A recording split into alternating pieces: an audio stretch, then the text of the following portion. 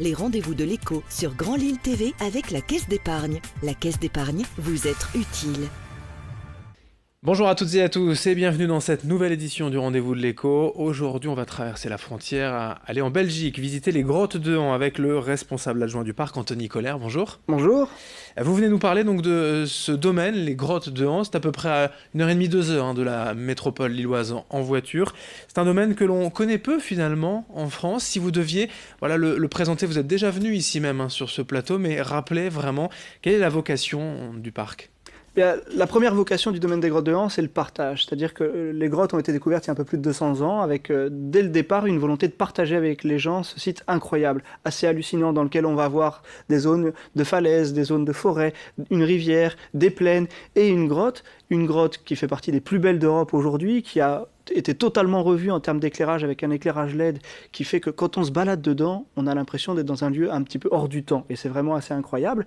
Et non seulement on a cette grotte qui est un petit peu la perle, et autour de cette grotte, on a un écrin qui est aussi extraordinaire que cette perle, qui est le parc animalier dans lequel on va voir des animaux qui vivent ou qui ont vécu en Europe, des animaux tout aussi extraordinaires. Et ce n'est pas un zoo, les animaux sont en semi-liberté à peu près ? Oui, alors ça fait partie des grandes structures, c'est-à-dire qu'on a 250 hectares sur le site, 250 hectares dans lesquels vont évoluer un peu plus de 500 animaux. Donc il y a des endroits où effectivement les animaux sont dans enclos qui sont assez vastes. Donc c'est vrai que quand on a des jumelles, c'est toujours intéressant pour, avec les enfants, prendre le temps de regarder dans les jumelles, découvrir les oreilles des lynx, découvrir le glouton qui se cache. Et puis dans d'autres endroits, eh bien, ce sont les animaux qui sont en liberté. Et là, les gens se baladent et par moments vont pouvoir découvrir ces animaux qui vivent presque en liberté. Et ces animaux, vous le disiez, ne viennent pas de nulle part, ce sont des animaux d'Europe. Vous appelez ça le Big Five, les 5 plus gros animaux, les 5 animaux les plus emblématiques aussi d'Europe. Oui, parce qu'on a voulu surfer sur l'idée qu'il n'y a pas besoin d'aller à l'autre bout du monde pour se dire que la nature elle est belle. Il y a des choses extraordinaires tout autour de nous en Europe. Et donc, dans la même idée qu'il y a un Big Five africain que tout le monde a déjà entendu parler, sans forcément savoir les nommer, eh bien, il y a aussi un Big Five européen. Et dedans, on va avoir des animaux qui sont à la fois menacés ou qui sont très impressionnants. Bien entendu, on a l'ours brun, on va avoir le loup, on va avoir le glouton, on va avoir le lynx boréal, ou encore le fameux bison d'Europe qu'on réintroduit dans la nature depuis plus de 10 ans maintenant au domaine. Des grands cerfs aussi, symbole aussi de ce domaine. Oui, parce que là, on arrive dans la période clé pour le cerf. On est sur la période où toute l'année, le cerf s'est économisé. Il a fait des réserves pendant tout le mois d'août. Il a un coût énorme. Et là, qu'est-ce qui va se passer ? Eh bien, d'ici un mois, il va avoir perdu à peu près 20% de sa masse corporelle parce qu'il va avoir passé son temps à se battre pour pouvoir avoir les biches. C'est le fameux brame du cerf, un moment fondamental dans la vie de cet animal. Et ça, c'est à la vue de tous ou presque. On peut y assister, alors pas forcément à ces bagarres, mais en tout cas entendre le brame en lui-même. Oui, ce qui est assez extraordinaire, c'est que le brame est conditionné par l'activité des biches. Et donc ici au domaine, on a des animaux qui ont l'habitude en fait de voir les gens. Donc non seulement on va entendre le brame, mais on va aussi voir les choses se mettre en place. L'art de biche, le cerf de place qui lui tourne autour d'elle, les cerfs satellites qui essaient de venir lui prendre sa place, lui qui va les repousser. Quand il a fini de les repousser, il revient voir les biches si elles sont prêtes ou pas pour recevoir sa semence pour pouvoir avoir des jeunes. Eh bien tout ça, on peut l'observer et comprendre ce qui se passe. Il y a le brame du cerf, il y en a d'autres aussi pour cette belle saison en fait. Il n'y a pas qu'en été ou qu'au printemps qu'on peut profiter de la nature et surtout d'aller comme ça en extérieur dans ce domaine. Oui, parce que là, on va avoir les couleurs automnales qui vont commencer à venir se mettre partout dans le domaine, donc des couleurs assez hallucinantes, assez incroyables. On a bien entendu le cerf qui est en plein brame, mais dès que le cerf va commencer à diminuer, c'est le brame du daim qui est aussi impressionnant, avec des animaux d'ailleurs bien plus bagarreurs que les cerfs. On a aussi en ce moment un couple de lynx, qui est le lynx des Carpates, le lynx boréal, qui est présent aujourd'hui en Europe occidentale, qui a été réintroduit un petit peu partout en Europe. Eh bien, on va accueillir un couple pour montrer aux gens qui est cet animal qui revient, qui est assez méconnu, et qui pourtant partage notre territoire. Oui, qui est en France, notamment dans le Jura, en Allemagne, en Suisse. Un animal quand même très discret qu'on ne peut quasiment pas voir dans la nature et là qui est au domaine. Oui, parce que ce qu'on veut montrer, c'est que la nature, elle peut être là, elle peut être cachée et un animal comme le lynx qui est présent dans son enclos, il n'est pas si facile que ça à voir parce que son pelage lui donne un mimétisme assez hallucinant. Et donc, on va voir cet animal, on va le découvrir, et c'est là qu'on se dit que dans la nature, quand on se balade, par exemple dans le Jura, eh ben, on peut passer à côté de lui à quelques mètres et pas l'apercevoir.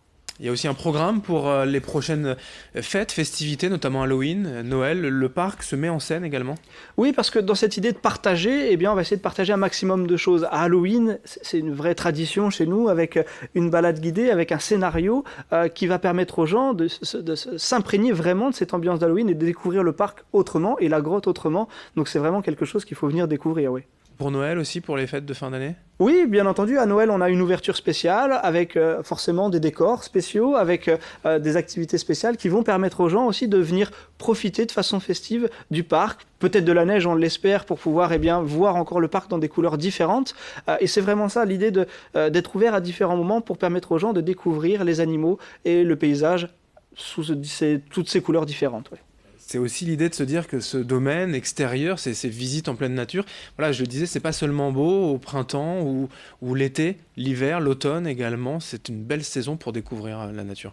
Oui, et puis même si jamais le temps n'est pas de la partie, ce qui est assez incroyable, c'est que les grottes sont là, voilà. On est à l'abri, évidemment. La température est constante aux alentours de 13 degrés, donc même si jamais on est un dimanche pluvieux, on ne sait pas quoi faire, eh bien on peut aller visiter la partie grotte sans aucun problème, en restant à l'abri et en profitant de tout ça. Alors, rappelez-nous un petit peu les aspects pratiques, l'entrée, du prix du parc, la situation également. Donc le parc, on peut, pour le domaine, on peut le visiter soit donc en faisant que le parc ou que la grotte, soit faire ce qu'on appelle le pass-an, qui permet d'avoir et le parc et la grotte et l'accès aux 2 musées, puisqu'on a 2 musées aussi qui sont présents sur le site. Et donc ça, c'est 29 € pour le passant. Après, bien entendu, il y a des déclinaisons pour les enfants, les seniors, etc. Évidemment. Mais ça, il y a toutes les informations sur le site internet www.grotte-2-an.be. Voilà, en pleine nature, mais ça reste très accessible. Je disais 2 heures de route de Lille et puis on découvre vraiment cette nature. Oui, alors ce qui est assez incroyable, c'est qu'on arrive dans le village d'Ans-sur-Lez, qui est un village qui vit en fait un petit peu au rythme de l'activité du domaine. On a donc l'accueil qui est en plein centre du domaine, du village. On a un tram centenaire qui ramène les gens en fait sur le site, qui est vraiment protégé, préservé à tel point qu'on est sur un site où on a découvert cette année sur une vingtaine d'hectares seulement du site plus de 2000 espèces qui vivent naturellement sur le site. Donc non seulement il y a des choses incroyables à voir dans les enclos, mais aussi à l'extérieur. Et ça, c'est vraiment quelque chose qu'on essaie de partager avec les gens. Eh bien, c'est noté. Merci Anthony Colère, responsable adjoint du parc du domaine des Grottes de Han, d'être venu nous présenter cette belle saison automnale et hivernale qui se présente. Merci. Merci. Et merci à vous de nous avoir suivis. Dans un instant, la suite du programme, l'information continue. Les rendez-vous de l'écho sur Grand Lille TV avec la Caisse d'épargne. La Caisse d'épargne, vous être utile.